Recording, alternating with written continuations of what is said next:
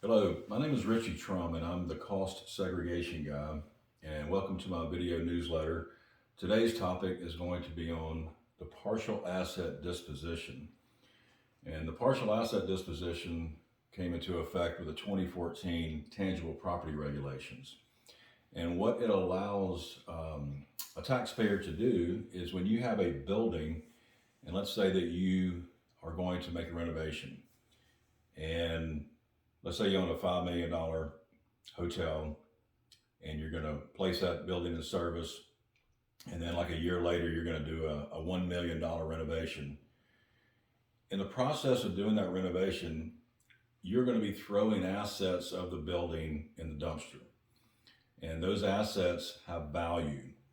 And so what you want to do is you want to get those assets off your books because they're available for an immediate write down.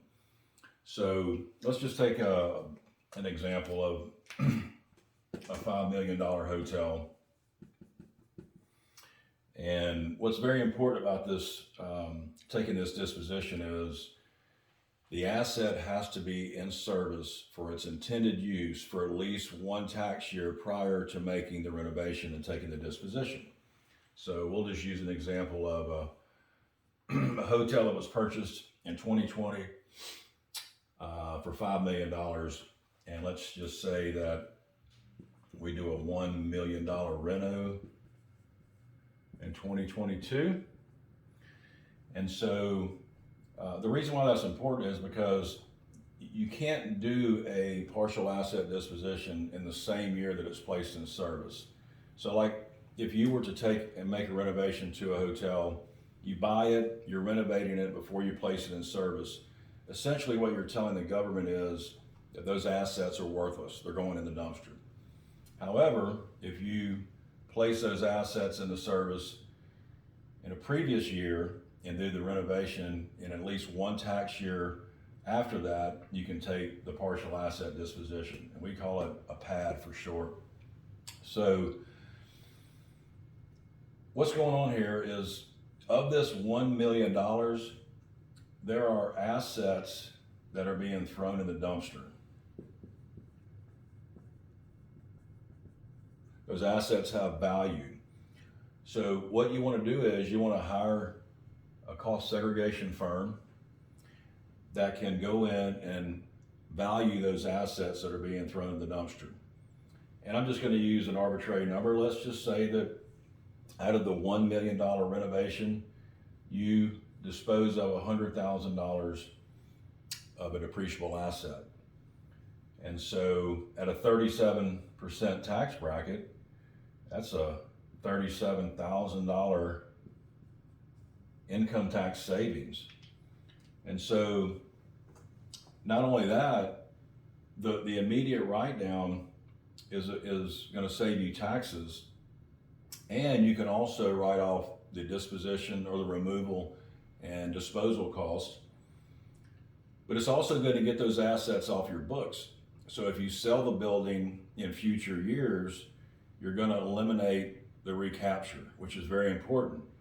So I see clients of mine that have not taken this disposition because they didn't know about it.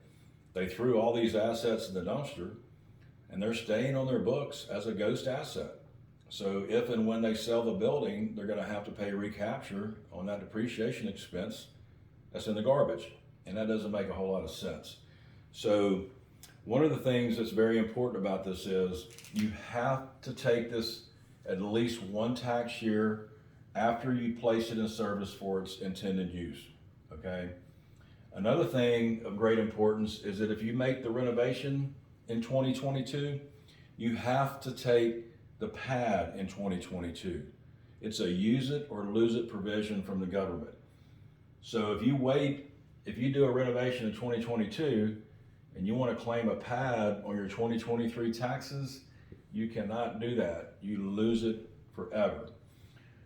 And so another very important element of the partial asset disposition is that typically when someone's selling a building, we do not recommend doing a cost segregation study because you're going to have to pay recapture on those accelerated depreciation expense deductions. However, if you're gonna sell a building that you did a renovation on, you should consider doing the pad study only so that you can get those assets off your books and you won't have to pay recapture on it.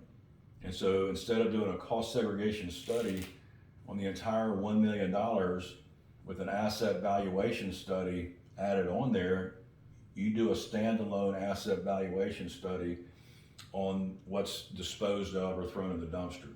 So even if you're selling the building, you can still take advantage of a pad. So that's pretty much how a partial asset disposition works. If you have any questions, you can just leave me a comment in the comment section below. And if I provided any value to you today, I would appreciate a like and a subscribe, and that way you can stay up to date on new videos and new content, when we produce those. Also, if you would like an estimate on any type of cost segregation study, whether it's a partial asset disposition, qualified improvement property, cost segregation study, you can drop me a line in the comment section below. My email address is also in the comment section below, or in the description below, and you can reach me that way. So thank you for stopping by, and until next time, have a good day.